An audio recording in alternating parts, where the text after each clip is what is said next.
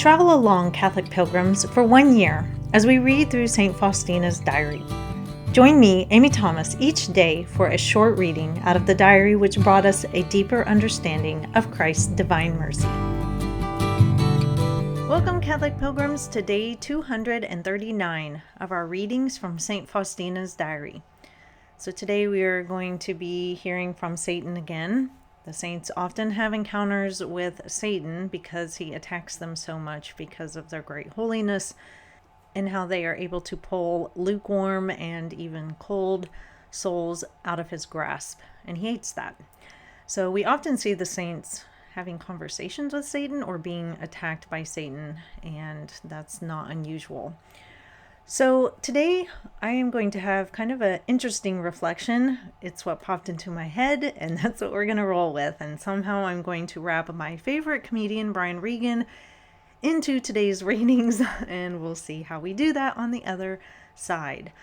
And so today our readings are from Notebook 3, numbers 1167 through 1171. Satan has admitted to me that I am the object of his hatred. He said that 1,000 souls do me less harm than you do when you speak of the great mercy of the Almighty One. The greatest sinners regain confidence and return to God, and I lose everything. But what is more, you persecute me personally with that unfathomable mercy of the Almighty One. I took note of the great hatred Satan has for the mercy of God. He does not want to acknowledge that God is good. June 29th, 1937. During breakfast today, Father Andres greeted the whole community by telephone.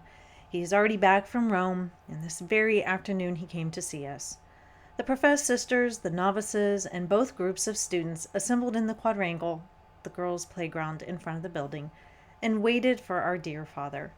The children welcomed him with songs and poems, and then we asked him to tell us about Rome and the many beautiful things he had seen there. He spoke for over 2 hours, and because of this, there was no time left to talk in private. Today, my soul entered into that close union with the Lord. He made known to me how I should always abandon myself to his holy will. In one moment, I can give you more than you are able to desire. June 30th, 1937.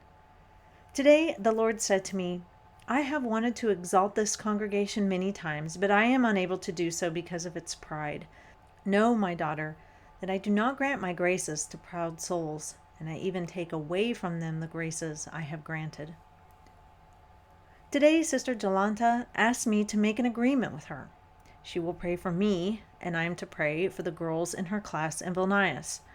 As for me, I always pray for our work, but I have resolved to pray for the class in Vilnius for 2 months, and Sister Jolanta will say 3 Hail Marys to the Incarnate Word every day for the intention that I might profit from God's grace.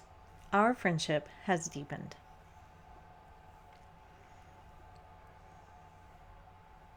So like I said, again, here we see Satan attacking Sister Faustina. Well, he's not really attacking her today. He's more or less telling her and lamenting how he loses souls because of people like her, very holy souls who speak about the Almighty One, and specifically Sister Faustina speaking about God's mercy. He tells her he loses a lot of souls because the greatest sinners regain confidence and return to God, and I lose everything. Poor Satan. Not really.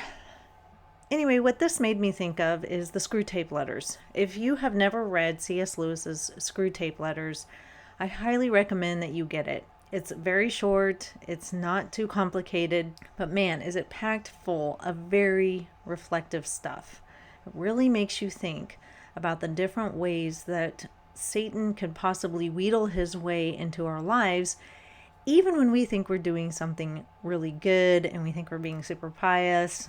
It's just a really great read, and I would very much recommend it if you've never read it. But I want to talk about something a little different today. The other night we were sitting around the dinner table, and my husband was talking about work and the different personalities at his job. And he said that the people that he has the hardest time dealing with are those that don't ever really listen to your story. They're just waiting for you to stop talking so that they can one up you. You know, oh yeah, well that story ain't nothing. Listen to this. He struggles with those type of people, which I think we all kind of do. I don't know anybody who deals with them very well. I mean, we tend to keep it inside, but in our minds, we're eye rolling whenever somebody starts with the line, "Well, yeah, that ain't nothing. Listen to this." And he was talking about a guy at his job who was doing that and how much he struggles to like that person and really want to listen to their story, because half the time it's not as interesting as the one that they're trying to interrupt that everybody really wants to listen to. And so this reminded me of my favorite comedian. His name is Regan. He's very clean and he is absolutely hilarious. And he talks about this in one of his skits, and he calls them me monsters. They just want to talk about me, not you, me. And they're always just waiting for your lips to stop moving so that they can jump in and give their story and so that you'll listen to them. And oh, it's so hilarious. I will put a link to that in the show notes if you want to go and watch it. He is hands down my favorite comedian. I've seen him 3 times in person. So what does this have to do with Sister Faustina? Well, today when Father Andres comes back from Rome, everybody is so excited. I mean, they're all rushing out into the front of the building, waiting anxiously for him. The kids have brought songs and poems. And then she says, we asked him to tell us about Rome and the many beautiful things he had seen there. And we have to remember, this is at a time when, Father Andres wouldn't be posting Instagram pictures about his time in Rome. They really wouldn't have known what he was doing and what was going on while he was there. I'm sure he called them. He may have even written them letters, some of them. But for the most part, what he was doing in Rome, they really had no idea. And I'm willing to bet that most of the sisters in this convent, and the children especially, had never even been to Rome. A lot of people just didn't have the luxury of traveling like we do today, even back in the 1930s. And so when he gets back, they want to hear all about it. They want to sit and listen to him tell them about the beauty of Rome and what he did, and probably meeting with the Pope. And they're all sitting there listening, and you can just imagine that scene, this kindly old father sitting there telling them all about his tales of his time in Rome, and them all listening very intently and imagining the things that he's talking about, and them asking questions because they really want to know. And I just really love this little scene, and it's what stuck out to me the most, because it just seems in this day and age that we don't do this anymore. Because of social media, we tend to know what's going on in everybody's lives. When we meet up with our high school, best friend for coffee, we've seen what the other is doing because we follow each other on Facebook or Instagram or whatever platform that you use. And so we already know what's going on in your life, and we don't have to sit and say, so tell me what you've been doing, because we've seen it in all your pictures and all your posts. But the other thing is we just don't take time to listen to people. And it's kind of a lost art, isn't it?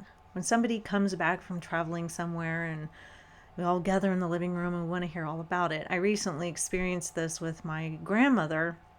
She lives in a small little town in Kansas, and she's, in her 80s. And we passed by her through her town on the way to go up to my mother's.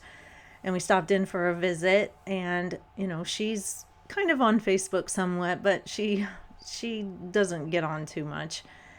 And so when I got to her house with my family, she brought us into the living room, and she just wanted to hear all about our time in Turkey. And she asked questions, and she wanted to see some pictures, and she just listened to us talk about our experience. And she was fully interested, and she didn't try to throw in her own story or anything like that. She just gave us the stage and let us have that moment. And it's good for that to happen. It was good for me. It helps me process what we experienced there.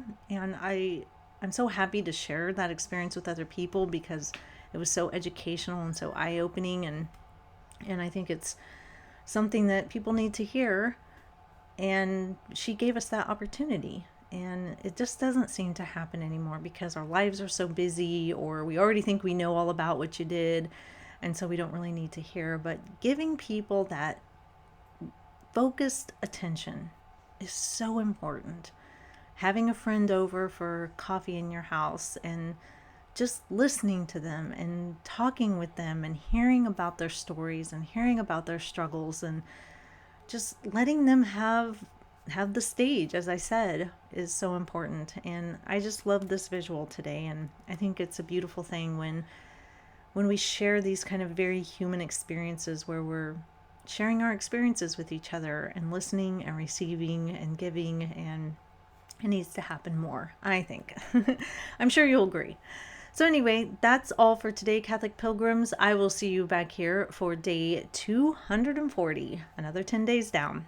And until then, live the faith boldly and travel well.